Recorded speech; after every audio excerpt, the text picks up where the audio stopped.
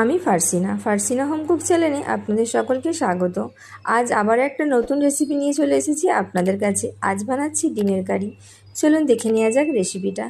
ডিম নুন হলুদ দিয়ে ভালোভাবে ভেজে নিয়ে তুলে নিলাম। এরপর কড়াইয়ের মধ্যে দিয়ে দিলাম আলুও নুন হলুদ দিয়ে ভালোভাবে ভেজে নিয়ে তুলে নেব। এরপর কড়াইয়ের মধ্যে দিয়ে দেবো সর্ষের তেল, ফোড়নে দিয়ে দিচ্ছি গোটা জিরে, তেজপাতা, শুকনো লঙ্কা।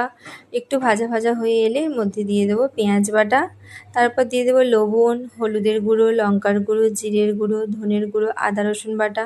মশলা ভালোভাবে কষিয়ে নেব। এরপর এর মধ্যে দিয়ে দেবো ভেজে রাখা আলু দিয়েও ভালোভাবে কষিয়ে নিয়ে এর মধ্যে দিয়ে দেবো পরিমাণ মতো পানি ফুটে এলে এর মধ্যে দিয়ে দেবো টমেটো কুচি, কাঁচা লঙ্কা কুচি আর ভেজে রাখা ডিম। সব কিছু দিয়ে 5 মিনিট চাপা দিয়ে রাখবো, তাহলেই রেডি হয়ে যাবে আমাদের ডিমের কারি। নামানোর আগে ওপর থেকে দিয়ে দিচ্ছি গরম মশলার গুঁড়ো। আমাদের ডিমের কারি একদম রেডি। আবার দেখা হবে নতুন একটা রেসিপির সঙ্গে।